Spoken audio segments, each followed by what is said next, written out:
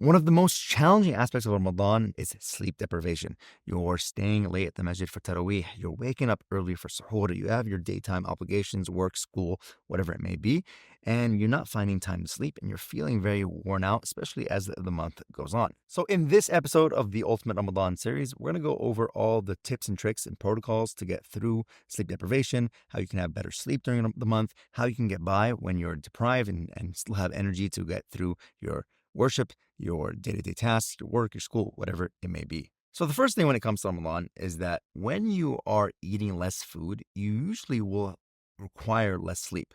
The problem that comes with Ramadan is that people are actually eating more food. They're binge eating out of thought, or they're having a very unhealthy relationship with food, especially in the month of fasting. And they end up being sluggish. They feel tired throughout the day. They're barely able to stand up during Taraweeh prayers, and they're having problems there. Realistically, if you are eating less during Ramadan, you will actually require less sleep during the month as well. And that fits in very well because as the month goes on, you'll be able to have more energy to have longer nights in prayer. And you can almost see the first few days of Ramadan as training wheels to get through the rest. But nonetheless, we will go into different types of tricks to help you get by with this less sleep. So the biggest problem I see in people when it comes to their sleep in Ramadan is that there's just not enough time between Taraweeh and Suhoor. Especially in the summer months, and luckily now, as the time changes, the Ramadan is moving more towards the winter aspect. But if you're watching this in 20 years when Ramadan is in the summer, it becomes very challenging, especially the more north you go in the world, in Finland, Sweden, whatever it may be. Those places have a very short time period between Taraweeh and suhoor, and that you just can't get your 5, 6, 7, 8 hours of sleep in that time period. So what we have to do is be creative in how we design our day so we can get our sleep needs without missing a beat. So what many people have tried, whether Muslims or non-Muslims, is polyphasic sleep schedules. And if you notice, actually, a lot of other societies will have the biphasic sleep schedule. A polyphasic sleep schedule means that you sleep in more than one phase throughout the day. So instead of sleeping just one chunk at night, like your typical person that sleeps 11 p.m. till 6 a.m., you would sleep in different segments throughout the day. And you'll notice in the Sunnah of the Prophet Muhammad ﷺ, they would actually sleep between Asha and Fajr Salah, usually wake up a little bit earlier for Tahajjud. And then they would have another siesta or a qaylula, a nap in the middle of the day after the dhuhr to kind of give them a recharge so they can get through the rest of the day. And that's what we want to employ here. For you and your specific circumstance, there's going to be a polyphasic sleep schedule where if you can't get 6 hours of sleep, or ideally 7, 8 hours sleep in the nighttime during Ramadan, we can take 2 chunks of sleep, maybe 3 hours here, 1 hour here, another hour there, maybe three and 4, whatever it may be. And we'll go over all these different sleep schedules to help you find what works best for you. So we'll jump in right there. What I have in the book is I have this schedule, and if you draw it, it's a circle with all the different key moments in the Ramadan day. Instead of using the clock, we're using suhoor, Fajr, Dhuhr, Asr, Maghrib, Isha, Taraweeh. And those are the key markers. And those markers will shift depending on where you are on earth. Some places, the Taraweeh and Suhoor are very close together. Some places they're farther apart. But for you and your circumstance, we want to help you find the ideal sleep schedule. So the first example of a sleep schedule that we can go over is the Sunnah ideal. So this is for somebody who goes about their day normally, goes to Taraweeh prayers, and right after Taraweeh prayers, instead of socializing with everybody outside the masjid, they go straight home. They sleep between Taraweeh and Suhoor. They wake up for Suhoor, they have their Suhoor, pray Fajr, and they get right on with their day. That's good for somebody who has an early job, somebody who likes to study early in the morning, especially with coffee at Suhoor so they can get through their studies. And then by the time the Dhuhr time comes around, since they probably didn't get enough sleep between Taraweeh and Suhoor, they have a nap of a varying quantity. It could either be a very short power nap for 20 minutes. Sometimes people can benefit from an hour plus, and that will suffice for them. So we'll call the sleep at night X and the sleep during the day Y. So we'll say X plus Y. We'll add it up together to reach something more reasonable, something 6, 7, 8 hours. Probably not going to hit 8 hours in Ramadan unless you really have nothing to do. So this would be a very barakah-filled schedule because you'd be able to attend all the salawat that you want to attend, get through your day, recharge in the middle of the day, so you really have energy to get through the whole time. Now, the next one that I'll note, it's one that I am not a big fan of, but a lot of people actually will employ, what I call the post-Fajr nap schedule. They go to Taraweeh, sleep from Taraweeh till Suhoor, wake up at Suhoor, have their Suhoor, pray Fajr Salah, and then take a nap right after Fajr to get their sleep needs. Now, while this isn't ideal, the reality of the matter is many people have jobs that start at 8, 9, and they would go to work, especially if they have a very difficult job like a surgeon or somebody who has very high stakes career. You wouldn't want to go to a job sleep deprived, only sleeping 4 hours, and you'd worry that you make some kind of catastrophic error. So you could use this post-Fajr nap to get more sleep and supplement your sleep at night. So X plus Y, again, X during sleep during the night, Y sleep during the day. Together, they'd add up to meet more of your sleep needs. This would especially be useful to employ the super caffeine nap that we talked about earlier, where you take some extended release caffeine at suhoor.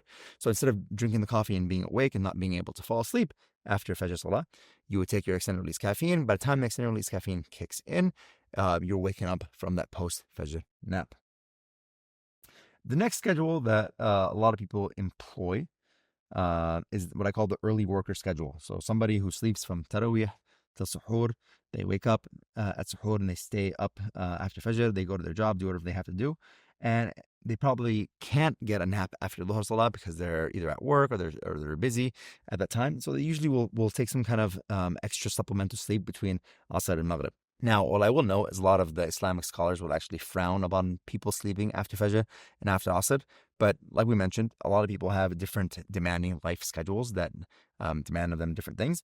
And what people will find is if they can sleep a little bit after Asr, before iftar time, they're able to have more energy to get to the masjid, to go to Taraweeh, to enjoy those aspects of Ramadan. So this is an option, what we call the early worker schedule. So these last schedules have been biphasic, means that you have two different sleep windows throughout the day. Some of the ones we'll talk about next are triphasic. So this one is a double nap. So theoretically, this is somebody who, let's say you have a very short time period between Taraweeh and Suhoor. You sleep during that time period. You can take a nap between right after Fajr to give you a little bit more sleep so you can get to work, and then take another nap right after work between Asr and Maghrib. So you have three different time periods for sleep. We'll call it X plus Y plus Z. Adding those together will help you reach your sleep needs. The final sleep schedule that we'll mention is the nocturnal schedule. I'm not a fan of this one, but a lot of people tend to employ this in Ramadan, is that where you'll go to Taraweeh, you'll stay up all night long, hopefully in acts of worship or studying or doing something productive, not spending it in the hookah bar or going and visiting the different restaurants around your local area. And then you'll have suhoor, pray Fajr, and then sleep from Fajr to Dhuhr. Sometimes continue, wake up, pray Dhuhr, and then continue sleeping till Asr. There's different strategies that people will employ there. This isn't ideal. You're missing out on a lot of the barakah of the day of the fast, but for somebody who's a night shift worker, for somebody who is praying Taraweeh and then Tahajjud all night long, this might be an option for them to get their sleep. But what I would advise you as the viewer is to download the baseline chart that we included in the book, and then fill in what your schedule would look like and stick to that. The more you stick to a certain schedule, the more adapted you get to it. You get into a circadian rhythm where your body expects to sleep at certain times and expects you to wake up at certain times. And when you adapt to that, you'll feel more better during your wakeful periods and be able to sleep deeper during the sleep periods. So pick a schedule, try to stick to it as much as possible. But once again, like we mentioned in the first episode here, don't nocebo yourself. Don't be like, I only slept 4 hours. I'm not feeling good. I'm not going to be able to do anything today. Just take those thoughts away. There's barakah in the fasting. There's barakah in this month. So you want to take advantage of that barakah and get through with whatever sleep that you may get. Now, what I will add is no matter what amount of sleep you're getting, I would focus in this month on the quality of the sleep rather than the quantity of sleep. While the quantity of sleep in Ramadan might be less, we can do a couple of things to help you have higher quality sleep so you can get by on less. Somebody who has high quality 4 or 5 hours sleep might be doing better than somebody who has a very poor quality 6-hour sleep window. So a couple of things I would recommend, the things I've tested in the past, is don't use your phone before bed. What a lot of people do outside Ramadan, inside Ramadan, is that they're scrolling TikToks right before they're going to sleep.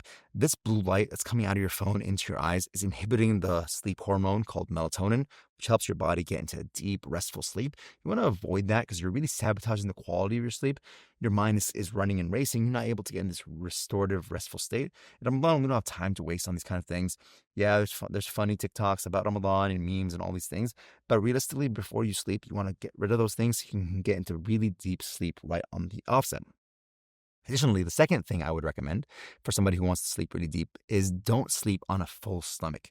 So if you've had your iftar, you've gone to tarawih, and you're about to sleep, try to avoid eating too closely to your bedtime. Sleeping on a full stomach makes it harder for your body to get into that restful sleep. What happens is to get into a restful sleep, your body temperature has to drop about 1 to 2 degrees Celsius. And when you're digesting food, your body temperature actually goes up. So not sleeping on a full stomach will help you get into a very deep restorative sleep state. Like we mentioned a little bit earlier, the third thing is following a regular schedule. Your body has a circadian clock, which is like a master conductor that tells your body when to be awake, when to digest, when to sleep, whatever it may be. So the more regular your schedule is within the month of Ramadan, the more quality sleep you can get and the more alert you can be when you are awake. Now, let's say you've picked your sleep schedule, you're following that, you're getting the quality sleep, but it's the last 10 nights of Ramadan, or you have a very demanding day. There are certain things that can help you adapt to less sleep and get through the day. So let's jump right into those. Number one, like we mentioned in the previous episode, caffeine is a great tool to help you with sleep deprivation. What caffeine does is it blocks the sleepiness signal in your brain. A compound called adenosine builds up in your brain. This tells your brain to sleep and to feel tired. Caffeine blocks this whole process. It makes you feel more alert. And like we mentioned, the origins of caffeine in the Middle East were people would drink caffeine to stay up all night and pray tahajjud prayers.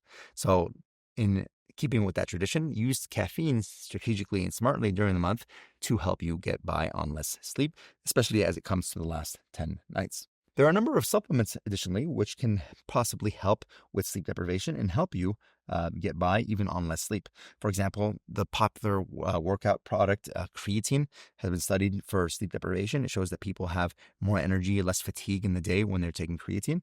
And of course, all these supplements and the studies and all these things are linked in the PDF in the book. So you can go ahead and access those and read them at your leisure. Another one of these popular supplements is ashwagandha. It's all over TikTok, and there's the whole meme culture around ashwagandha. It's what we call an adaptogen and helps you adapt to different stressors. Anecdotally, I will notice that when I have a very long hospital shift, whether that's 28 hours, overnight shift, if you take ashwagandha, the effects of the stress and the sleep deprivation are very attenuated. They're much less. And there are some studies showing positive effects for sleep when you take ashwagandha.